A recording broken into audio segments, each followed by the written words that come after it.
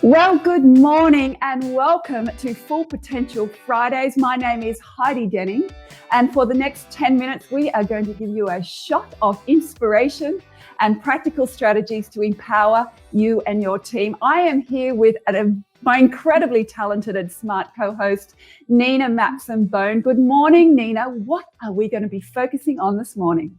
Good morning, Heidi, and hello, everybody. Today, as you can see from the banner, we're going to be talking about meaningful work and how the future of work is meaningful work. And you know, this term is bandied around a lot. People talk about it a lot. But when we started looking into it, we realized that there was actually no Australian definition of meaningful work.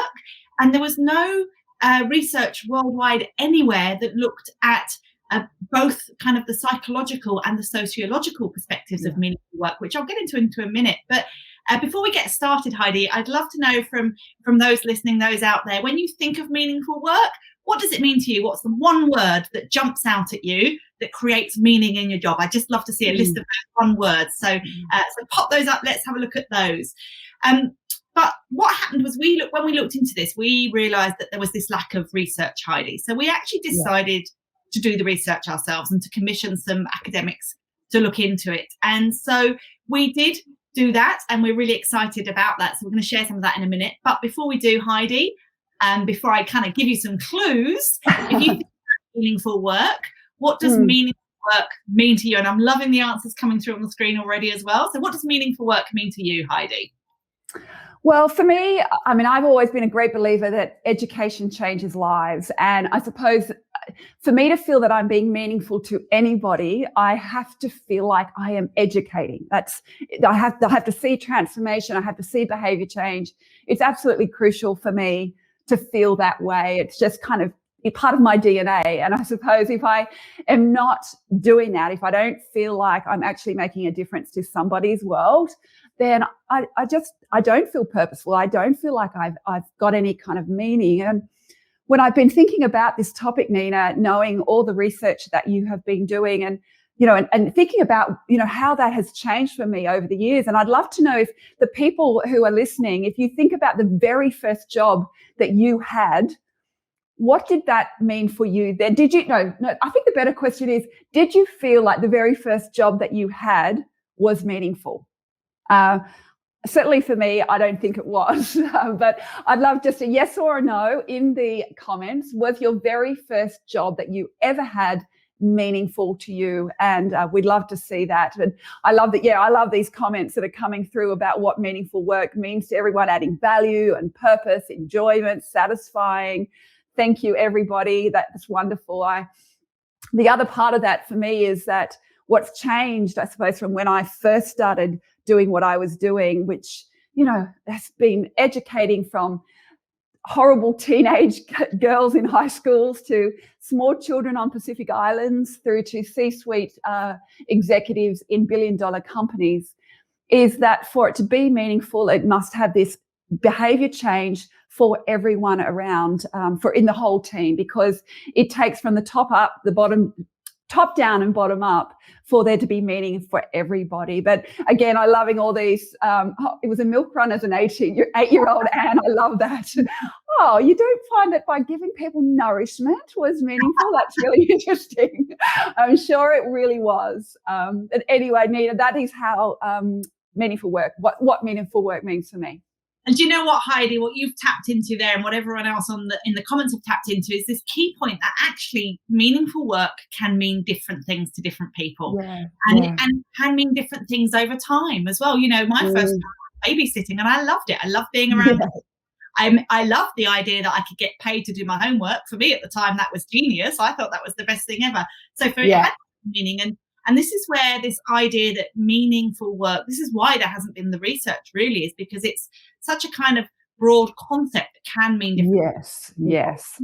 So when we did research, what we looked into was both the psychological and the sociological perspectives.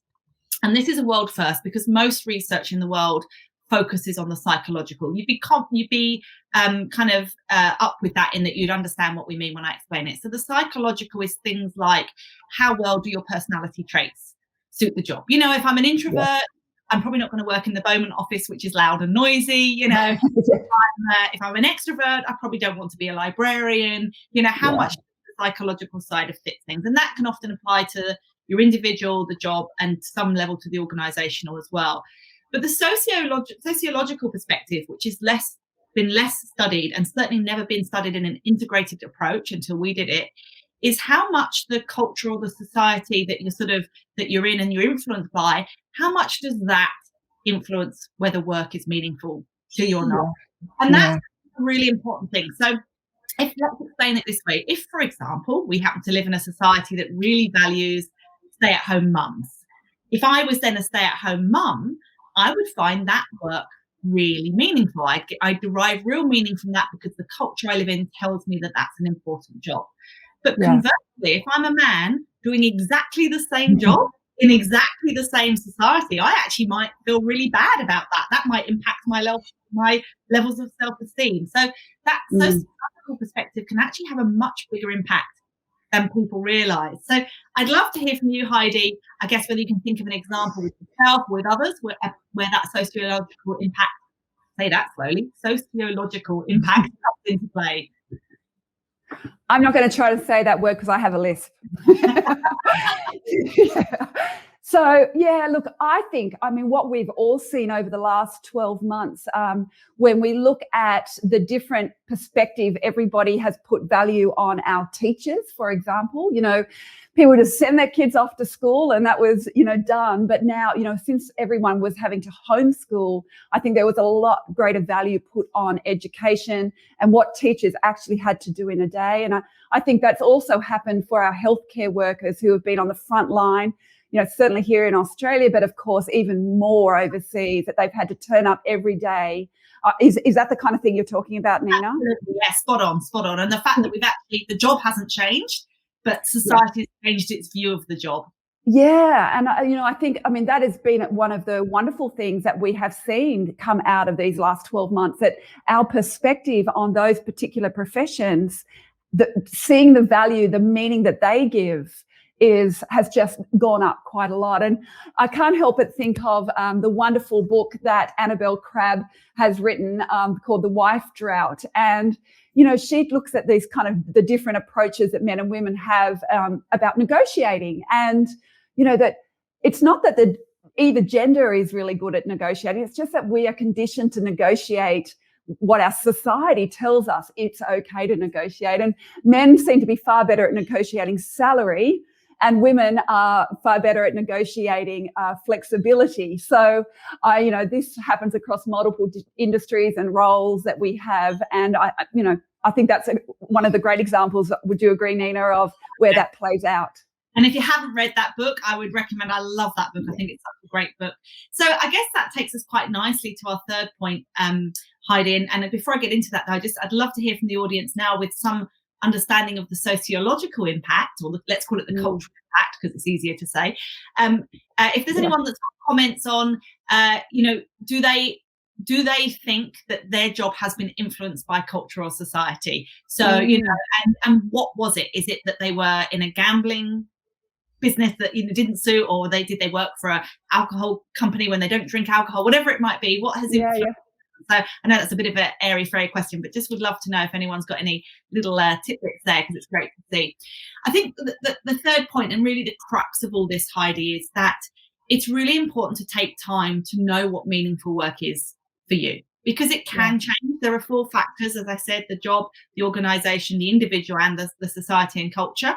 And different elements of those factors can be quite different for you and quite different over time. We found with the research, 98% of people believe that meaningful work is important, and 71% believe it's more important now than it was 5 years ago, yet we had no definition and no understanding of how to measure it or, to work for it.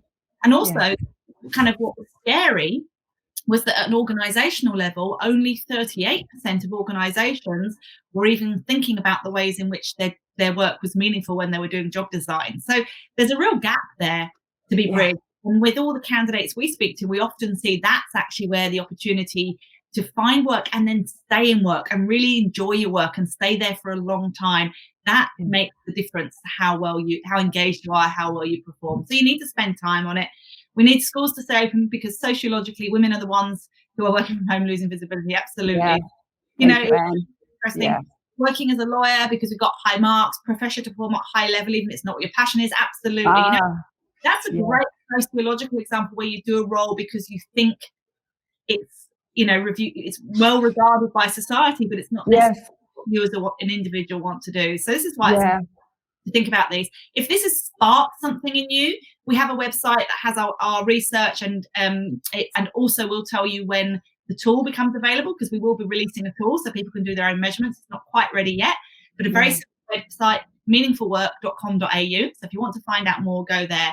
But Heidi, I guess having listened to this, my last question for you, has this changed your perspective on meaningful work? Has it sparked anything in you?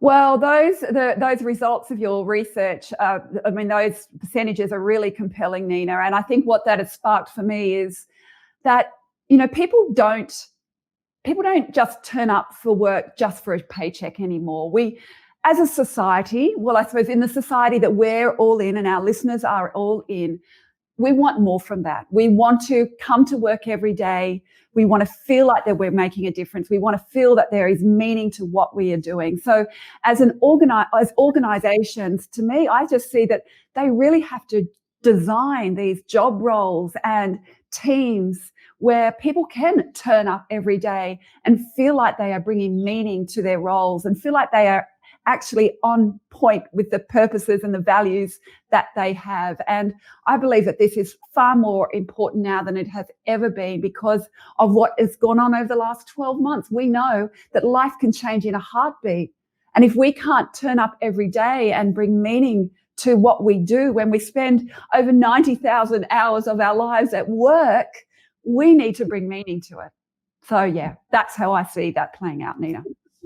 Couldn't agree more. And thank you so much. And I've loved the engagement from everybody. It's been a really fabulous Friday live this morning with some great comments and some great input. And I'd love to see those comments keep coming in. I know often people watch this after the actual live. So it'd be really interesting to see that. So Heidi, that is us for this week. That is meaningful work in a nutshell. I didn't know it is. Do it quite quickly. In a nutshell. And I've really enjoyed being with you. We're back again in 2 weeks, I believe, for another potential Friday. What's our topic for the next one, Heidi? Yeah, in 2 weeks, we're coming back and we're talking about how great leaders actually bounce forward, not backwards. And it's it's something that I'm very passionate about. I know we've had lots of discussions about it, Nina, and I look forward to that. But in the meantime, if you would like to understand whether your teams working to their fullest potential, we'd love you to go onto that link there. And it's a free, very short online scorecard where you will get a measurement on how, where you are at, where your team is at, if they're working to their fullest potential. But in the meantime, happy Friday. We look forward to seeing you in 2 weeks. And yeah, have a great weekend. Bye.